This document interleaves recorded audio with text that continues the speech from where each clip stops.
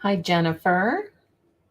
Let me know if there's an echo and I'll switch over to my hands camera.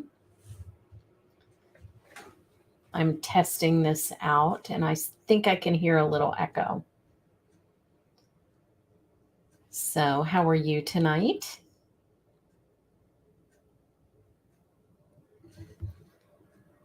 Maybe what I will do,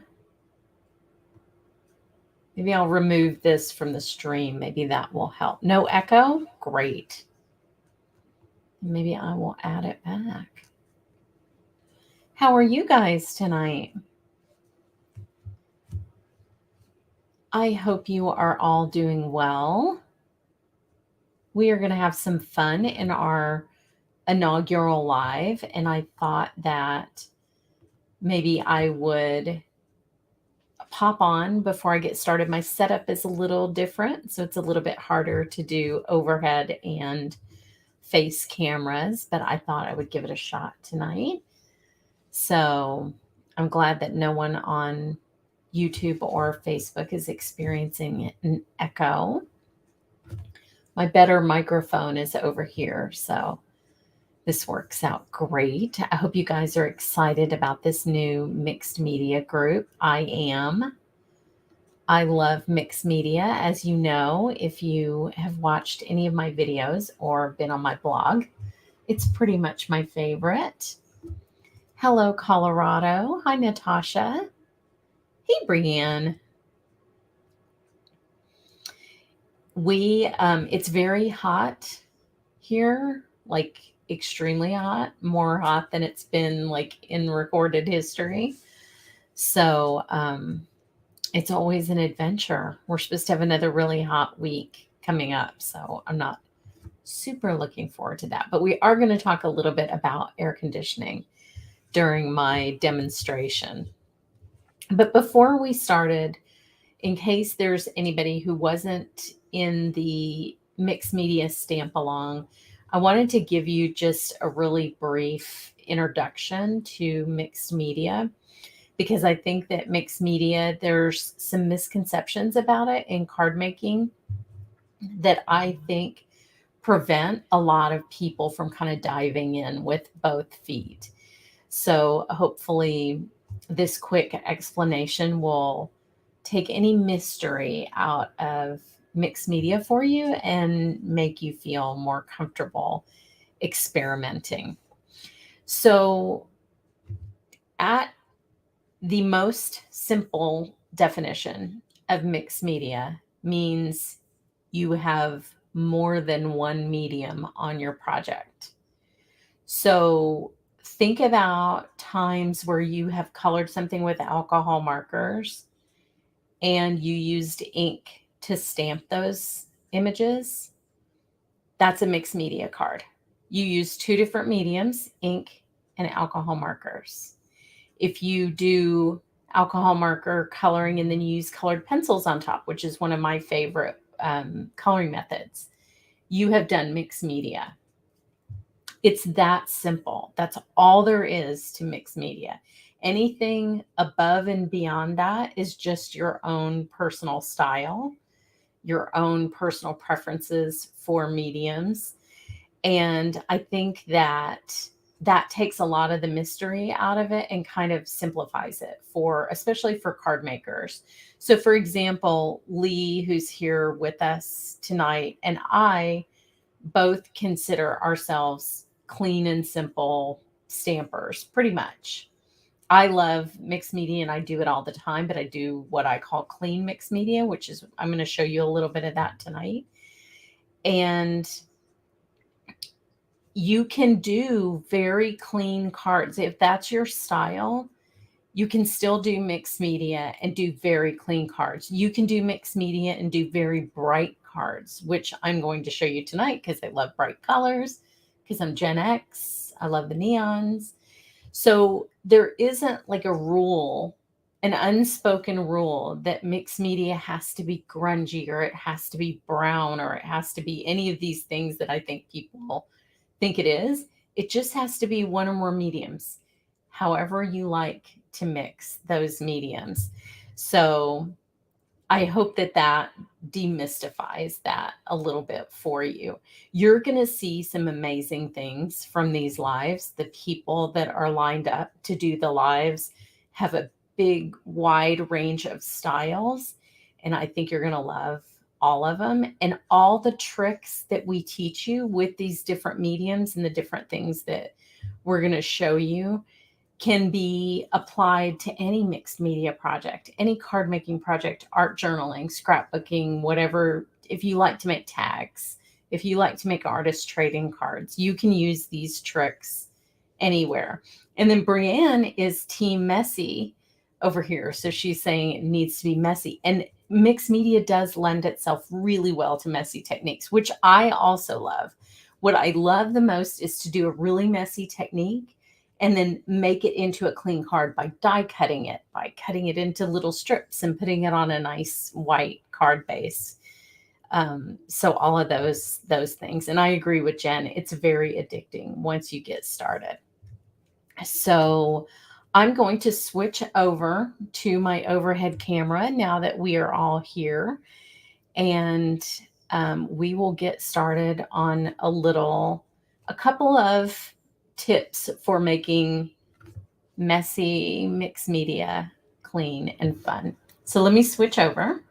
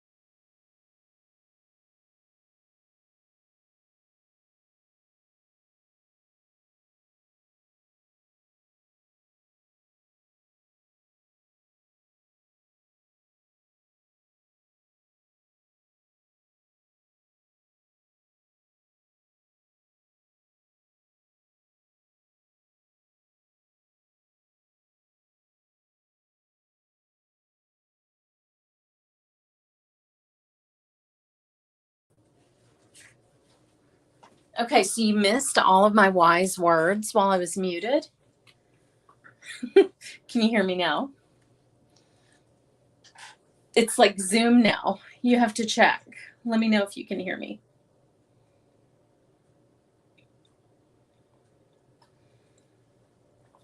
Yeah. I knew it wasn't going to be seamless. But look, I did bring my little friend, the cat paw, for you guys.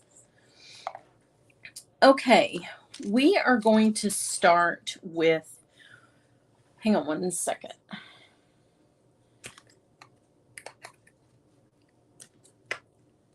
My little sound bar on my iPad likes to act up sometimes. Okay, great. I'm glad you can hear me.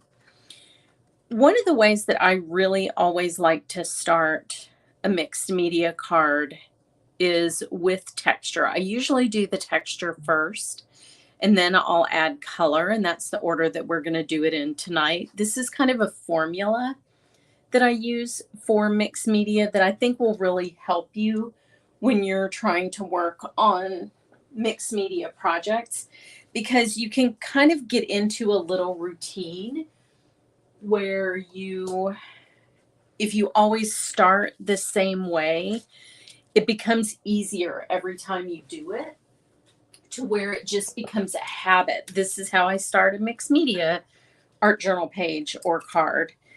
And once you get these fundamentals down of texture and color, then you can start to add your own flair to it, which is what creating is all about. So I'm starting with a piece of watercolor paper that I've cut down to just basically card front size. And I'm going to show you a little trick that I like to do when I'm using hero paste. And that is to use some low tack tape to create myself a little channel that doesn't have paste in it so that I can stamp a sentiment. So if you like stamping and you like card making and you're not doing this for your art journal, this is a great kind of cheater technique for still being able to turn this into a card when you're done. So first we're going to add the texture. And my favorite way to add texture, other than, you know, embossing and kind of traditional ways that we add texture to cards with die cuts, things like that, is with hero paste. So paste is one of the most versatile mixed media products that you can use because it can be colored afterwards. So you can add texture through stencils. You can do what we're going to do tonight, which is kind of freestyle texture where you're not using a stencil. And I agree, hero paste is my love language too. And just so you know, it comes in other formats. The glitter hero paste, which I have several videos on this. What's cool about the glitter hero paste is I can stamp on something and put hero paste over it, and you'll still be able to see the stamped image underneath the glitter paste because it's transparent. So this is opaque and this one's transparent, and they're both just great. I also really recommend the Hero Arts tool is metal.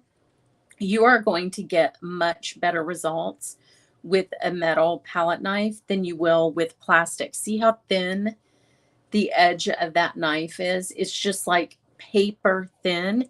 And that helps you scrape it really evenly through stencils and evenly onto your project like we're going to do. So now I've given myself a channel that will be free of hero paste. And then I have the whole canvas of the rest of the card that is ready to be modified with hero paste. And we're not going to use a stencil. Like I said, we're going to freestyle this, and this is going to be really fun because you have a lot of things sitting around that can create texture on your cards that's going to look different every single time. So I'm going to show you a couple of those tonight. The first being the palette knife itself. So grab a little bit of hero paste on the back of your palette knife. This is how they're designed to work. They're offset so that you can scrape your paste onto your card using the back of the knife. And you want to put it on not too thick because you don't want it to take, you know, days and days to dry. So I usually do a pretty thin first layer. And I'm going to go over the tape on both sides because, like I said, I'm creating a little channel. So you can put it on with the knife parallel to the surface, and then you can kind of scrape it with the edge of the knife if you're using a stencil. But we're not going to use a stencil today. So what I'm going to teach you how to do is to create texture with the knife itself. So this is called a dendritic texture. This is how you make texture in plaster and things like that. It's just created by the suction of putting a flat implement down onto the paste and then pulling it up. So if you were building a scene where you had like a plaster wall or something like that, this is a great technique for that. Now you do want to keep a lid on your hero paste. Don't let it dry on there. And we have a great question in the comments. If I put paste on a panel and die cut it, will it hurt my dies? No, I die cut my paste stuff all the time. Okay, so cardboard from your box of Hero Art supplies is a great way to add texture. And it comes in different formats. This has kind of a honeycomb that comes as packing material sometimes. And so I'm going to just put this into the wet paste. Oops. And you have to make sure that it doesn't dry on you. So here I'll get like some little stripes in here. And just make sure it doesn't dry. And that's, oops, I got a little piece of cardboard in there. and that will give you another texture. You can also put paste directly onto the cardboard and then transfer that over to a project as well. So if you wanted to just add a little bit on here and then pop it onto your background, you can do that, and you're going to get a nice organic texture with cardboard or with anything you have kind of lying around that you wouldn't be able to get any other way. So let me show you one last trick before I show you the dried version, and that is this. This is going to warp. You can see it because there's a lot of moisture on the front of the cardstock and there's none on the back. So the way to keep that from just warping to where you have to kind of press it when it's dry, I just spray the back with water. And now watch it sit right back down. So it's not curved anymore. It'll flatten out on your workspace. And then when it dries, it's going to be a lot flatter. Warping always happens when one side of your substrate is drying faster than the other side. So you want to equalize that by adding water to the side that's drier. So that's all I did. And you can see the results here. So this is the one I did earlier today with the cardboard. And you can see the channel. Oh, I got to take my tape off. So you want to take your tape off while the paste is wet. Let me remove that, and it removes it very cleanly. My hands are dirty though. My hands are not clean. So there you go. You can see that you have that nice channel. And when that dries, that is going to give me a channel just like this that I can stamp in. Hi, Rosie. So, and you can see I don't have much warping here at all. Hang on, it froze for me. So there's not much warping. There's a little bit of warping, but it's not like curved like you might be used to. And once I put glue on this and put it on cardstock, it's going to be flat as can be. So that little tip with the water makes a big, big difference. So you can see that I did both the dendritic by just tapping the palette knife into the paste.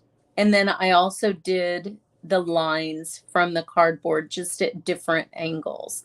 And this is just going to be so interesting when it has color on it, which is going to be our next step. So let me find a safe place for the one that's wet, and we will get started on this. Now you do want to work on, I like to have a towel. You can tell I like to have a towel on my desk. I like to work on both a craft mat when I'm doing the paste part and then just a towel when I'm doing the watercolor part to collect the extra drips off the edges. And I find that that works really well for me. Now, you do want to clean your palette knife off. So I'm going to go do that real quickly because that'll dry pretty hard on there.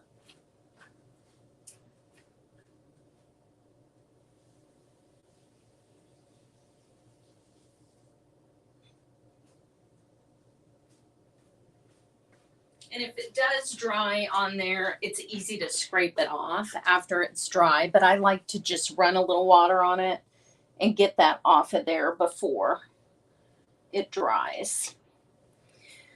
So now, one of my favorite ways to use the paste is actually with our liquid watercolor. So I have this nice flat channel here, but I'm actually, when I put the color on, the color's going to kind of run into that channel. So what I've done is I have cut a strip that's exactly the same size that we can pop in there when we're done, and it'll glue flat because it's not, you're not going to try to glue to this paste because obviously that's going to be hard to do. It's kind of bumpy. So the first thing I'll do is spray it with water. And this is the reason that I like to use watercolor paper. It's a very tough paper for mixed media. You know, it's meant to be abused with water, and so that's why I like to use it with paste too. It's also a little heavier, so it can stand up to more. But you can see already how the color just highlights that texture, how it immediately runs into those little channels that I created, and it will sort of follow the water. But it's always going to highlight whatever texture you have down on your project, and that's so much fun.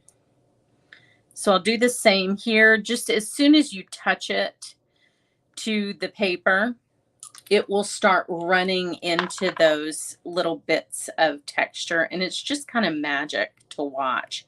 So it creates a pattern, and pattern and texture obviously are kind of two different sides of the same coin.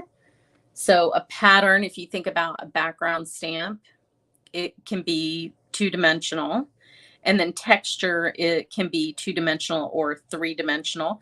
So this is giving you both. It's giving you a pattern and a texture. So let's see, what do I want to do? Do I want to do yellow?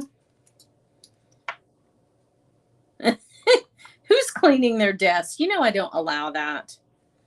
No cleaning. Cleaning is for something other than art, right? And I'm kind of trying to keep these colors sort of segregated a little bit. So you can do all over color if you want. You can just do it in little sections. I'm trying to show you how interesting this pattern is. So, and you'll get a slightly different orange here when the yellow and the pink mix than the regular orange. It'll be a little bit lighter. I know I love these neons, but it kind of looks like graffiti or something. And I sort of just use the little droppers as kind of paintbrushes almost. But I love seeing them mix together. I think it's so fun. So I'll kind of coax some of those into different areas, and it starts to get kind of like an architectural. Yes, I asked for that too, Brian. Oops. Starts to get kind of an architectural look to it with those strong little hatch marks. It has like a modern art kind of feel. And now we've met the mixed media criteria because we used paste and we used watercolor. So this is it does feel like the 80s. That's exactly what it's supposed to feel like. Oh, I was watching some true crime too. I was finishing up the prosecutor's series on the Adnan case. That was... Y'all have to all watch that if you think you have your mind made up. So I think that they've tried the blue, but the color wasn't quite right. So I think it's still in development. Blue is actually really, you'll notice in a lot of mediums that neon blue can be a little tough to pull off. The fluorescence, even I have some fluorescent paint that I really love. That's a French vinyl paint, and the blue is pretty hard to make neon. Okay, so look at that. Doesn't it look like, to me, when I did this in preparation for this class, it looked like a downtown building. It looks like a modern art downtown building to me. So I think it's kind of fun. So I think that has the color kind of where I want it. Yeah, maybe a turquoise. I don't know. I just know that fluorescence is hard in pigments for blue for some reason. Pink is everywhere in every medium. It's easy to make pink. fluoresce, and orange and yellow fluoresce, but I think it's a little harder on the greens and the blues. I used watercolor paper, Linda. So cold pressed watercolor paper has a much tougher surface, so that's what I like to use. It can take a lot more water. It can take the paste that you're throwing at it, all that kind of stuff.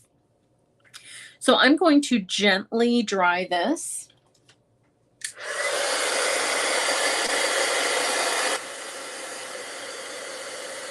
The paste is an acrylic medium, so you do want to be gentle with the heat.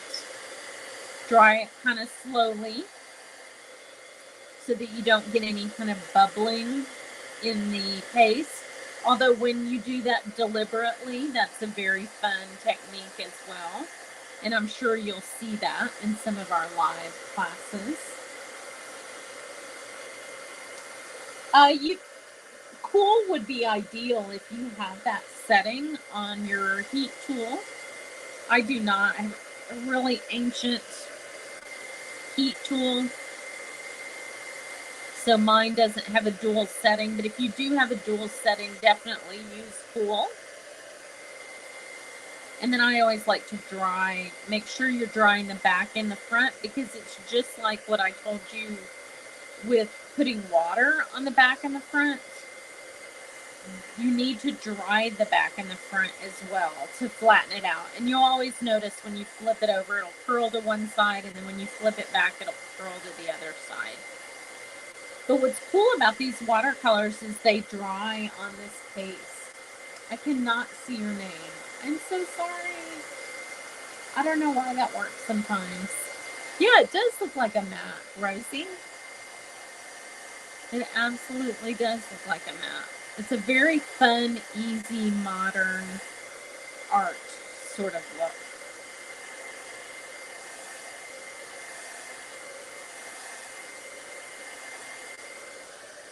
Okay.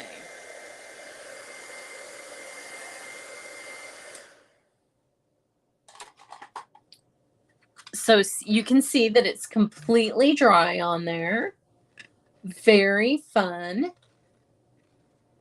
Oh my gosh, I have a huge list of true crime podcasts on my blog. I have 600. I'm subscribed to 600. I don't watch much TV. I listen on podcasts. Okay, so the first thing we're going to do is kind of flatten this out by gluing it onto a card front. That's usually the first thing I like to do. I don't have a perfectionist bone in my body. It does not exist, or it used to exist. It doesn't anymore. But I do like to get the warp out of my project before I start stamping on it. And we are going to stamp on this. Can't do anything without stamping. Do you like Grizzly True Crime? I like her, Grizzly. She's great. Exactly, Jen. Okay, so when I do this, I like to just use a lot of glue to do this. And the most important thing is getting it at the edges. So if you have the precision glue, just make sure you've got it all the way at the edges and across the middle. And that's going to help you kind of get a little bit of that buckling out of there. And then the next thing I recommend is magnets. Magnets are exactly what the crafting world needed. I think there are more tools with magnets now that we have the Misty, like this glass mat that has a sheet of metal under it. Now make sure your card's right side up. That's something I rarely do before I glue mine down. So I always seem to kind of find that out the hard way. So once I have it straight-ish, like I said, straight is not my specialty, but I try. I just don't always make it. So I get lots and lots of magnets. Oops, which are sticking to my dies over here. Lots and lots and lots of magnets. And I kind of move the magnets around to different areas. Once one area is stuck, I'll kind of move it and get that all stuck down. Now, ideally, if you can leave it with the magnets on it while it dries, that is the best. You can even pop like your Misty magnet on there to hold a certain section down. And then we'll go ahead and we will, you know, I can't resist these. Did y'all see these when they came out? These little dogs. They're so cute.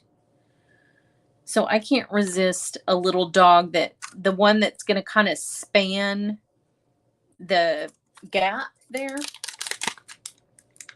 Oh yeah, magnets are the best for gluing. And I'm such a glue fiend. I don't know if you know this about me, or if this is like a true confession right here live, but I love gluing stuff and holding it down with magnets. It's my favorite. Yes, I told you to quit using the ATG gun, didn't I? If I know who this is.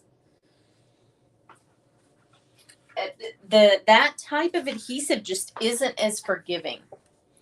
It just really isn't. And I need forgiving.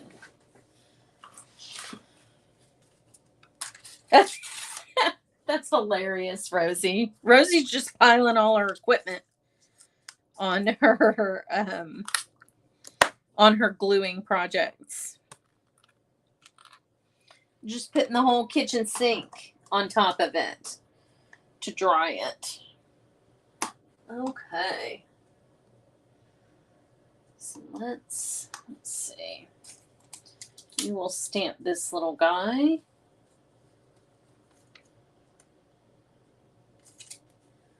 Hang on 1 second. 1 second. I'll make sure I have the right ink.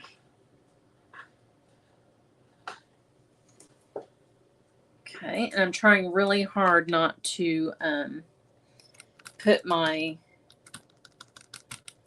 hand into the wet paste on the other card.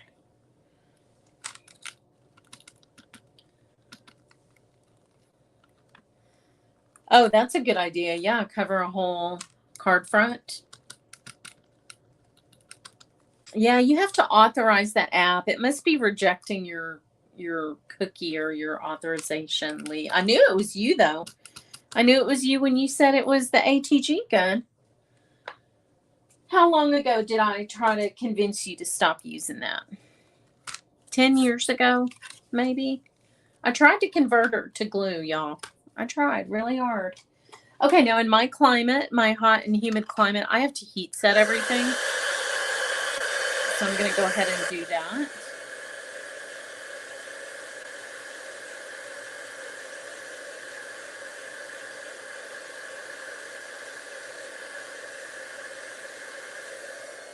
So, and as you can tell by what I said in my introduction is true, that you can have bright, happy colors on mixed media, which is the opposite of what most people think. They, like I said, they think it needs to be grungy and dark, and it really doesn't. So here's how we're going to clean up that area right there with just that little strip that I cut to match. And the reason that it's worth putting that Post-it tape down and creating that channel is your cardstock will lay flat. Your little sentiment strip will lay flat in that channel, whereas it wouldn't if you just tried to, oh, hey, Michelle, I don't know why that doesn't work. I am so sorry. If you just tried to put it on top of the paste, that would not work. So we're going to clean that up, and look how happy and clean and simple that is. And then here, I'll move this over here. And then we're going to make a, forget the big red dog.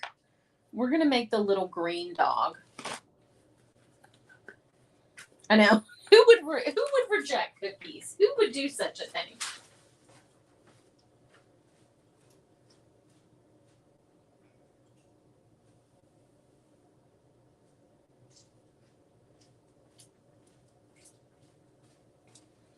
forgot to get my little cup of water. I have a recipe I'm going to try out this weekend for these chewy sesame cookies. Doesn't it sound good? It's like honey sesame cookies. I'm so excited about it. Okay, so to paint with, oops, my brush was a little bit dirty. That's okay. It's called natural shading, free shading.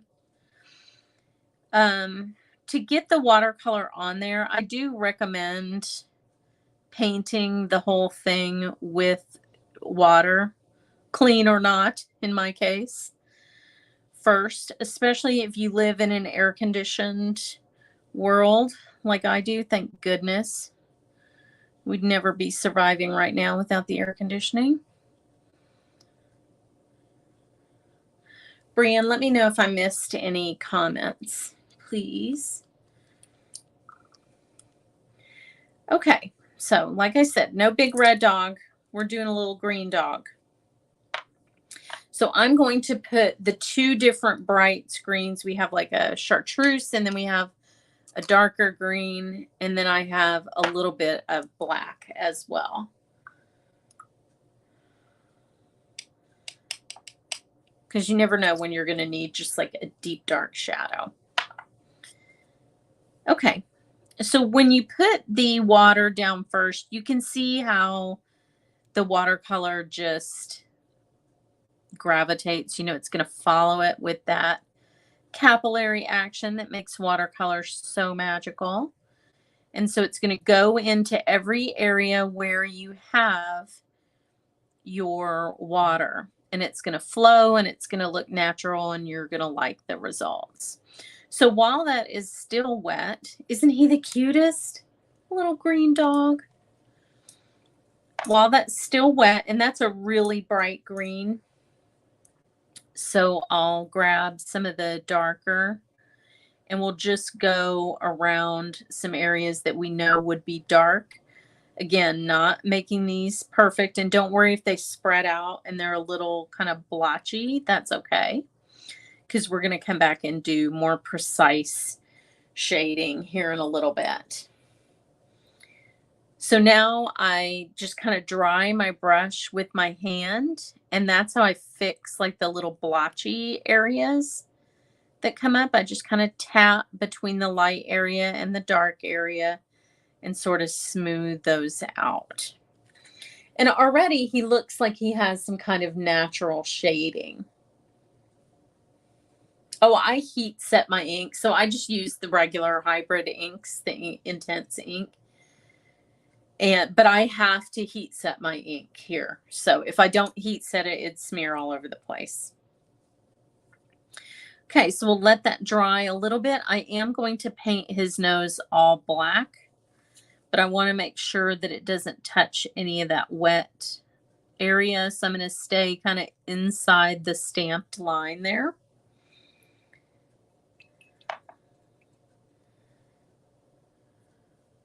I agree.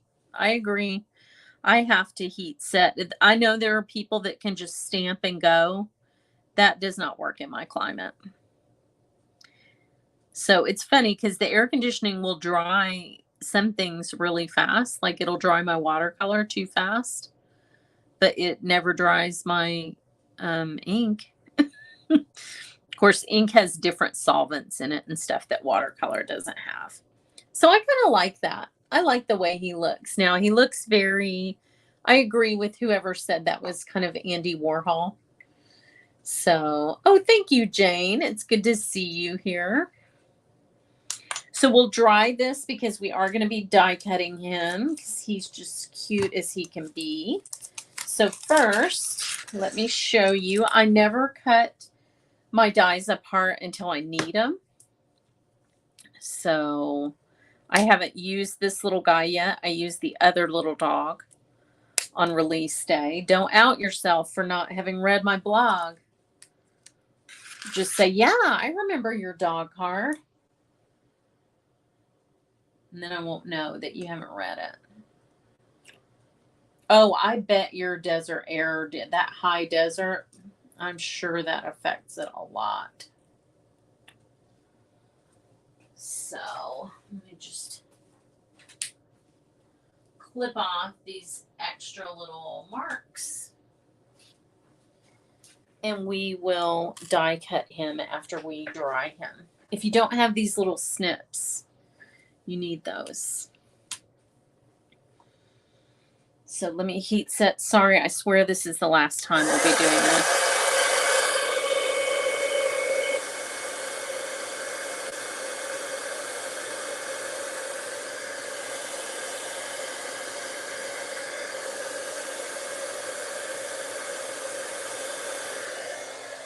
And the way to tell if anything you're watercoloring is dry or not is after you're done heat setting it, just put your hand flat down on the surface and you'll notice right away if the painted area feels cooler than the rest of the paper. It's amazing how much cooler it feels when it's still wet.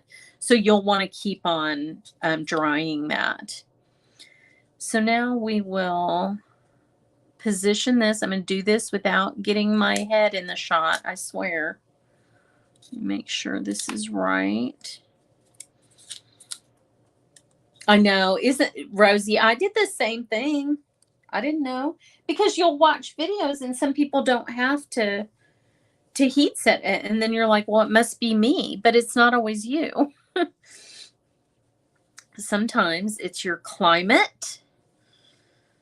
Sometimes it's the paper you're using. There are all kinds of variables that we don't always take into account when we're crafting. Hey, Libby. Okay, so let me get my little die cutter. I love this little guy. He's so cute. So cute. I've been on a big neon kick lately, in case you haven't noticed.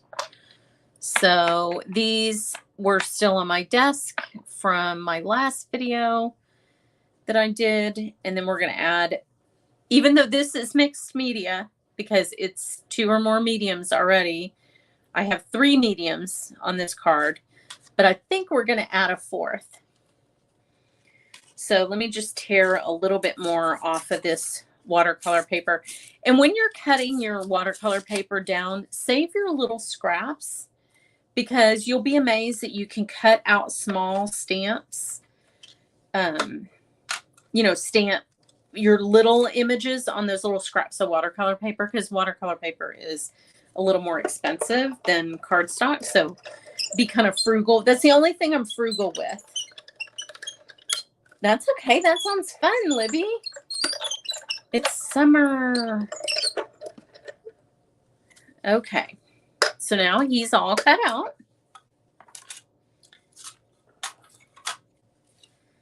So let me get my machine out of the way and we'll see how he looks.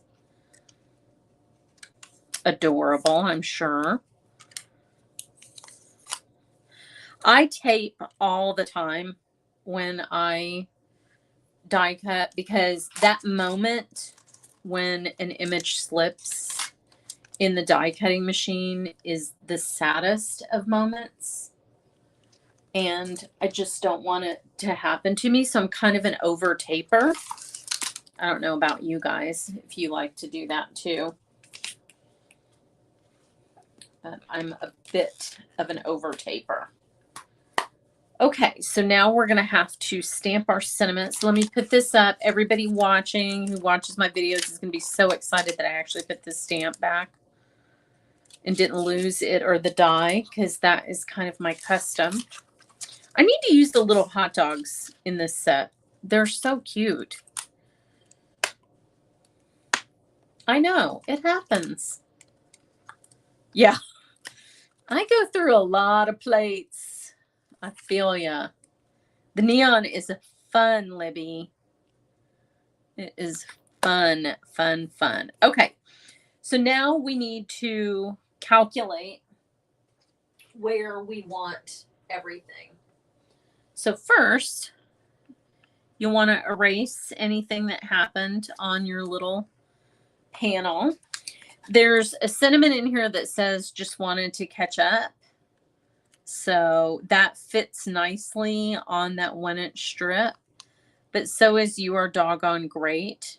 I kind of think you were doggone great, because who doesn't need to hear that, right?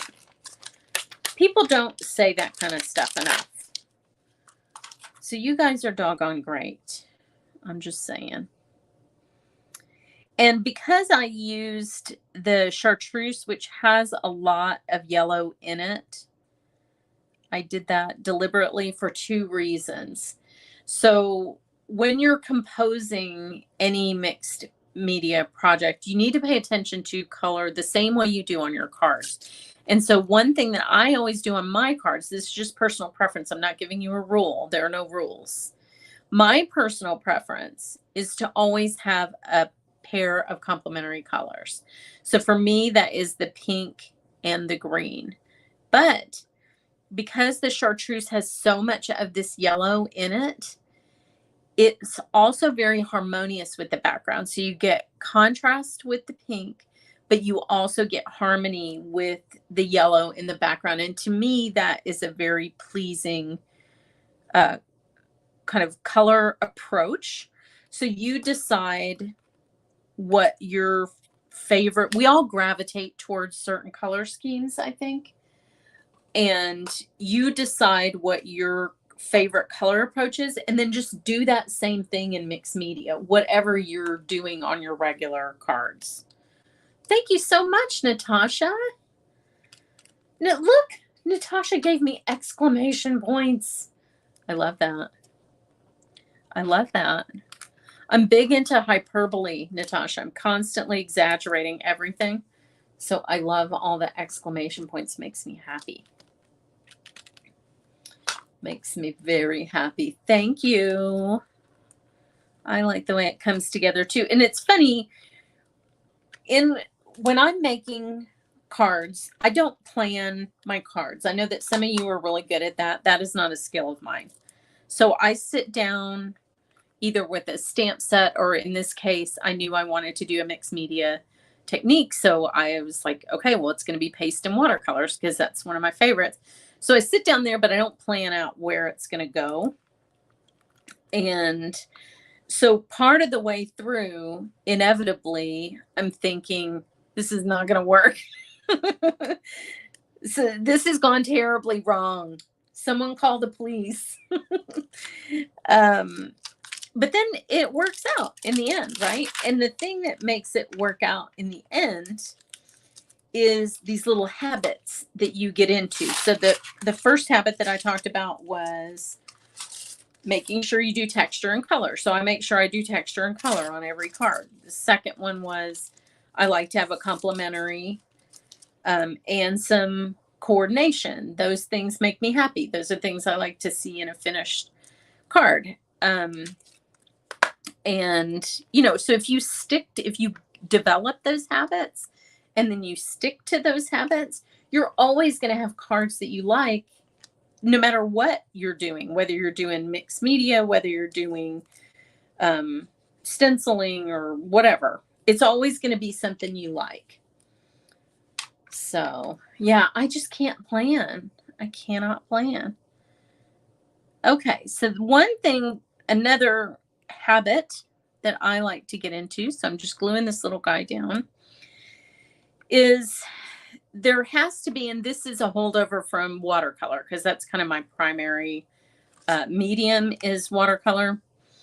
And one of the things that's easy to make a mistake at when you're doing watercolor is not having enough dark elements. So we tend to kind of live in the middle. And you have to really force yourself to break that habit and have some dark things, because the dark things are what make the light things look prettier. So one thing that you can do, oops, I think this one's a little bit stuck. I like to have some little dark kind of dots around there. Yes, it's all fun. It's all fun. And I'm a process person. If you're not having fun in the process, who cares about the end result? Just have fun while you're doing it. Now, these are the pearls. So what I like to do is kind of go into the flat areas and just do some little dots here and there. You can go on top of the texture, doesn't matter. It doesn't have to be just in the flat areas, but I like to just add just a little bit of black here and there. And I'm going to kind of keep it in a line on this side. These will make great, perfectly round dots, but you can put them on top of the texture. You can put them in the flat areas, which is what I did. You can do anything. All of these work well, very well together. So here is a pop art dog with a positive message. What do you think about that? I probably went too long. Sorry, Libby. It's fun though. But the black just kind of balances. This is a very bright card with a lot of white space by design, but the black just kind of weighs it back down a little bit, brings it back down to earth, gives you that good contrast that you were kind of looking for. So what do you think? You like it? So now you can feel excited about all those Hero Arts boxes that are sitting in your living room, because they're actually, you got a free tool with every single one of those. Your free texture tool. So don't forget to save yourself some of those. So, oh, I'm so glad. I am so glad. This is so much fun. I'll take a good picture of this card. It's getting dark outside now, so I know it's not looking as bright as it was a minute ago, but this is a very bright, happy, and fun card. So the other thing you need to remember is, honestly, any stamp set you have, no matter the style, would look good with this. So if you had like those beautiful butterfly dies that we have, those would look great on here. This kind of more cartoony, casual style, it's going to look great on here. The key is just doing something that you have fun doing in the background, and then you can use anything in your collection, honestly. So that is an intro to mixed media that is clean and happy and bright. And it can be anything you want it to be.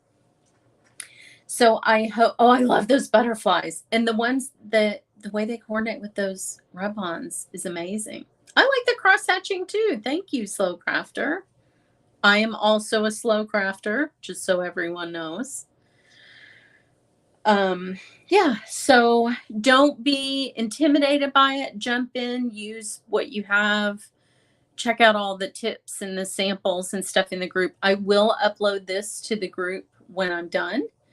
So when I'm done photographing it, so you guys go over there and check it out. Sometimes people ask me how long these things take to dry. So how long does the pearls take to dry? How long did my background from this morning take to dry?